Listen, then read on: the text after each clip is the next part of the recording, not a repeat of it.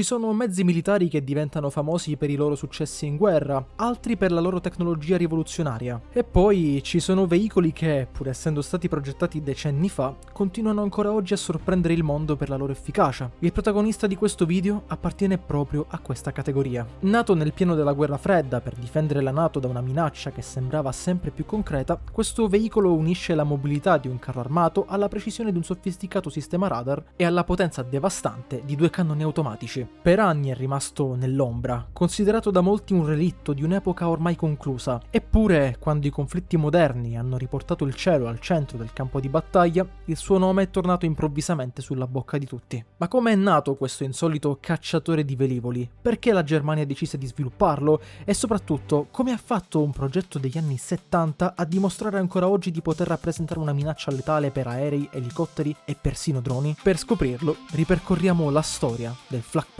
Gepard.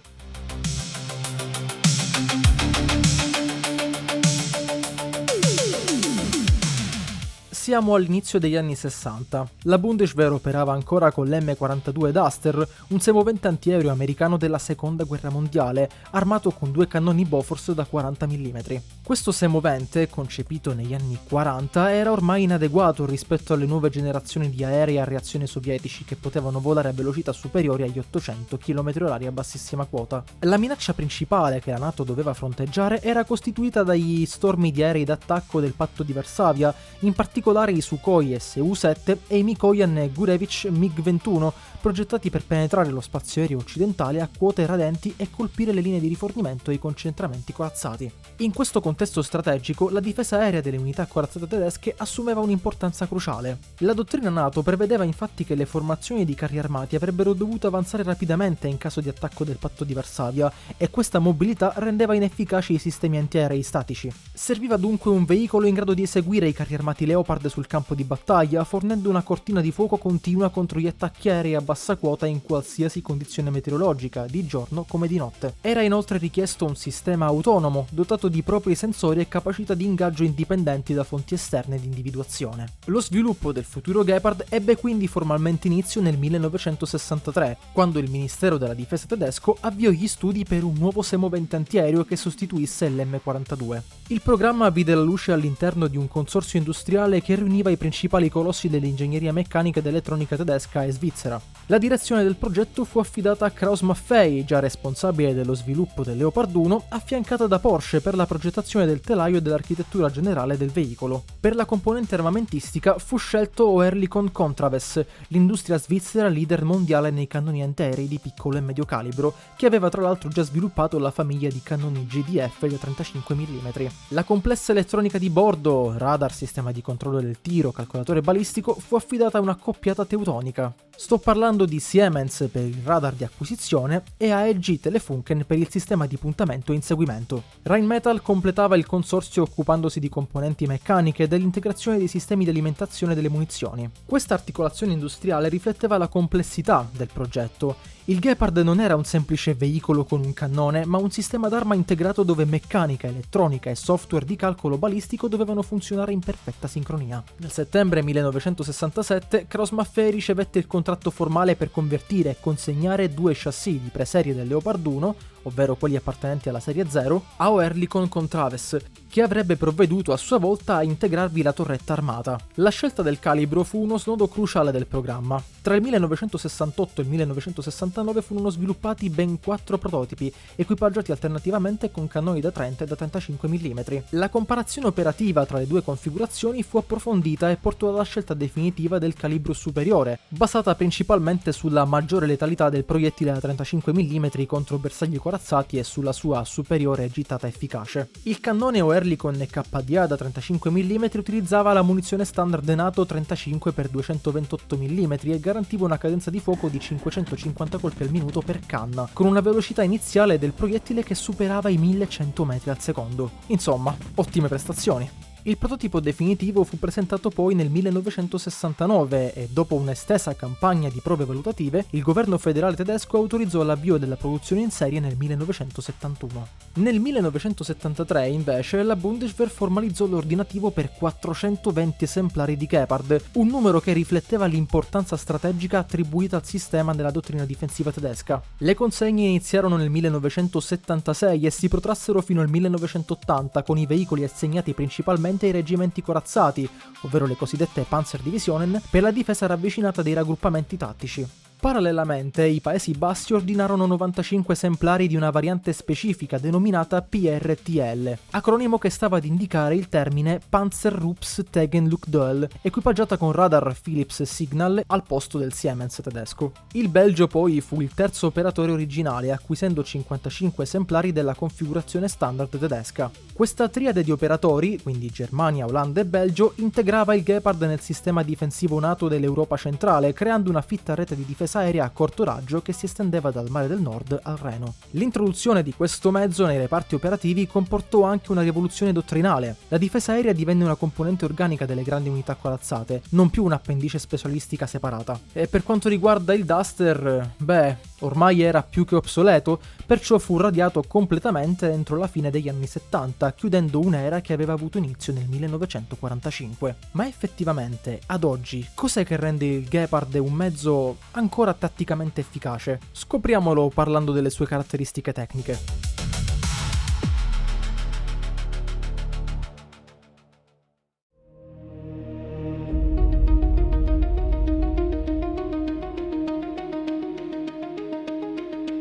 Il Gepard è costruito sullo chassis del carro armato da combattimento Leopard 1, un mezzo che ha dimostrato eccellenti qualità di mobilità e affidabilità fin dalla sua entrata in servizio nel 65. La scelta di derivare il Gepard dal Leopard 1 garantiva uniformità logistica con i reparti corazzati che il sistema era chiamato a proteggere: stesso motore, stessa trasmissione, stesso treno di rotolamento. Questo approccio industriale, tipico della Schule tedesca, riduceva drasticamente i costi di gestione e semplificava la catena logistica in campo. La configurazione interna del veicolo segue lo schema classico: pilota anteriormente a destra, gruppo motopropulsore posteriore, vano di combattimento centrale con la grande torretta brandeggiabile a 360 gradi. La torretta in particolare, di forma squadrata e di dimensioni abbastanza imponenti, ospita due membri dell'equipaggio, capopezzo e puntatore, posizionati ai lati dei cannoni. La scelta di una torretta biposto, invece del layout monoposto adottato da alcuni sistemi concorrenti, risponde all'esigenza di garantire ridondanza funzionale. Il capopezzo coordina l'ingaggio e seleziona i bersagli,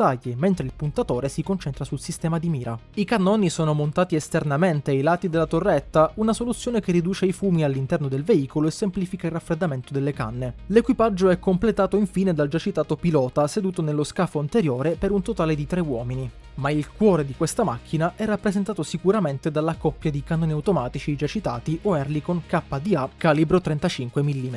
Si tratta di armi operate con alimentazione a nastro continuo e raffreddamento ad aria. Queste canne hanno una lunghezza di 90 calibri, pari a circa 3 metri, e garantiscono una velocità iniziale del proiettile che varia tra i 1175 e i 1440 metri al secondo, a seconda del tipo di munizione impiegato. La cadenza di fuoco complessiva del sistema, sommando le due armi, raggiunge i 1100 colpi al minuto, equivalenti a 550 colpi per canna. Una densità di fuoco davvero formidabile che crea un vero e proprio muro di proiettili nel cielo davanti al bersaglio. L'elevazione dei cannoni varia da -5 gradi a +85. nel caso ad esempio di ingaggi di velivoli in picchiata quasi verticale, mentre la torretta può compiere una rotazione completa di 360 gradi in soli 4 secondi grazie al sistema di brandeggio elettrico. Ogni cannone dispone di un caricatore indipendente contenente 320 colpi antiaerei e 20 colpi perforanti anticarro, per un totale di 680 colpi trasportati a bordo. In un ingaggio tipico il sistema spara dai 20 ai 40 colpi contro un singolo bersaglio aereo, una raffica breve quindi ma intensa, calcolata per massimizzare la probabilità di intercezione. Infine, 2 lanciagranate fumogene quadri da 76 mm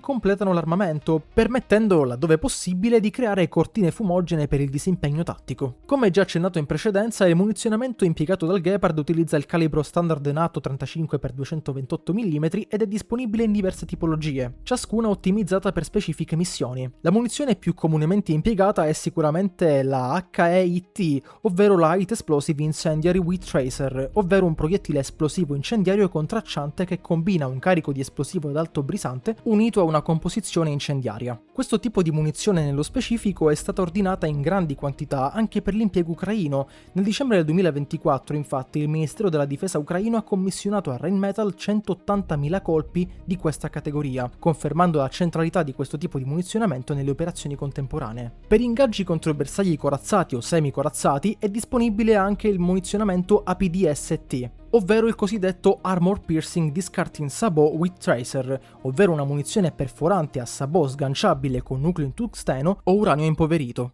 La munizione più sofisticata è tuttavia la FAPDS, ovvero la Fungible Armor Piercing Discarding Sabot, introdotta progressivamente dalla Bundeswehr per sostituire le precedenti HE. Questo tipo di proiettile FAPDS combina quindi un sabot sganciabile che ne aumenta la velocità iniziale con un nucleo frangibile che si frammenta all'impatto, generando una nuvola di schegge ad alta energia. Questa caratteristica aumenta drasticamente la letalità contro bersagli aerei leggermente corazzati come elicotteri e droni e spiega in parte l'efficacia del Gepard nel teatro ucraino.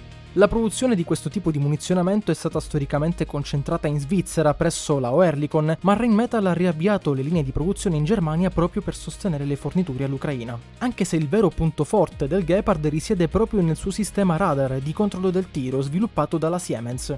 Il mezzo infatti è equipaggiato con 2 radar distinti che coprono funzioni sì diverse ma complementari. Il radar di acquisizione è il Siemens MPDR-12 operante in banda S montato su un supporto brandeggiabile nella parte posteriore della torretta. Questo radar riesce a fornire una copertura emisferica con portata di individuazione di circa 15 km per bersagli aerei convenzionali ed è in grado di identificare e discriminare i bersagli in movimento anche in presenza di forti echi di fondo dovuti al terreno o alle contromisure elettroniche nemiche. Una volta identificato un bersaglio, questo poi viene passato al radar di inseguimento, chiamato anche tracking radar, operante in banda Q e montato anteriormente alla torretta tra i 2 cannoni. Questo radar invece assorbe la funzione di puntamento continuativo, alimentando il calcolatore balistico digitale che predice la traiettoria futura del bersaglio e calcola il punto di mira anticipato necessario per l'intercezione. Il sistema di controllo del tiro integra anche un telemetro laser nella variante 1A2, sostituendo o integrando il telemetro ottico originario. L'equipaggio può inoltre operare sia in modalità totalmente automatica, ovvero quando il sistema acquisisce, insegue e calcola l'ingaggio senza intervento umano, sia anche in modalità manuale, dove il puntatore utilizza un mirino ottico stabilizzato per ingaggiare bersagli in condizioni di guerra elettronica che impongano il silenzio radar. Un'altra cosa che c'è da dire è che nel corso della sua lunga carriera il Gepard ha subito numerosi aggiornamenti e modernizzazioni, dando vita a una famiglia di varianti che ne hanno prolungato la vita operativa. La variante 1A2, per dirne una, introdotta a partire dalla fine degli anni 70, rappresenta il principale upgrade del sistema. Il nuovo sistema di controllo del tiro digitalizzato aumenta la portata utile di ingaggio e riduce il tempo di reazione. La variante olandese PRTL si distingue per l'adozione di un radar di acquisizione Signal DA05 operante in banda X, che quindi differisce da quello tedesco, o come non citare la versione MK3, proposta come modernizzazione ma mai adottata su larga scala, che avrebbe dovuto integrare un radar MPDR-12 in banda E con modalità pulse Doppler e visibilità del clutter migliorata. Ma detto ciò, ora che abbiamo constatato l'eccellenza o comunque l'utilità di questo mezzo, andiamo a scoprire il perché la Germania lo mise fuori servizio e soprattutto il perché ultimamente è ritornato alla ribalta.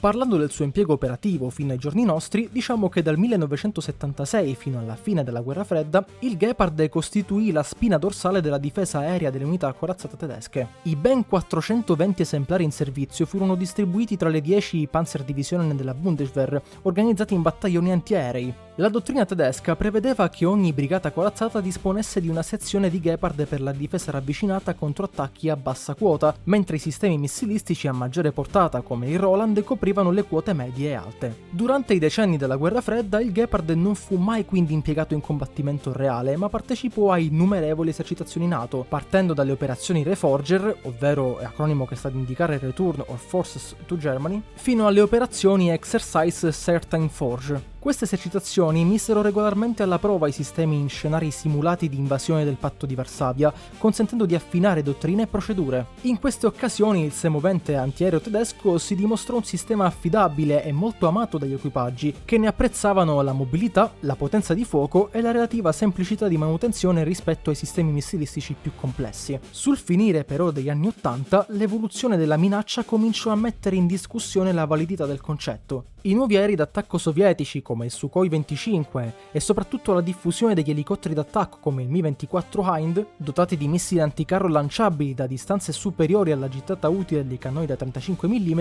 richiedevano nuove capacità di ingaggio. Il mondo quindi andava avanti e nel 2010 la Bundeswehr decise il ritiro completo del Gepard dal servizio attivo, una scelta che all'epoca apparve logica, ma che si sarebbe rilevata miope pochi anni più tardi. Le ragioni del ritiro erano molteplici e riflettevano l'evoluzione della dottrina militare tedesca dopo la fine della guerra fredda. In primo luogo, la scomparsa della minaccia sovietica degli stormi di aerei d'attacco a bassa quota rendeva apparentemente superflua una difesa aerea ravvicinata di quella potenza. La Bundeswehr orientò quindi le proprie capacità antiaeree verso i sistemi missilistici a maggiore portata come il Patriot, capaci di colpire un dominio operativo più ampio e di ingaggiare bersagli a quote a distanze superiori. In secondo luogo, l'antiaerea soffriva di crescenti difficoltà logistiche. I sistemi elettronici analogici degli esemplari più vecchi diventavano costosi da mantenere e la produzione di munizioni da 35 mm era concentrata in Svizzera con costi crescenti e disponibilità limitata. E come ciliegina sulla torta, la fine del servizio attivo ridusse drasticamente il valore dei veicoli residui, che vennero poi immagazzinati in lunga conservazione presso i depositi della Bundeswehr.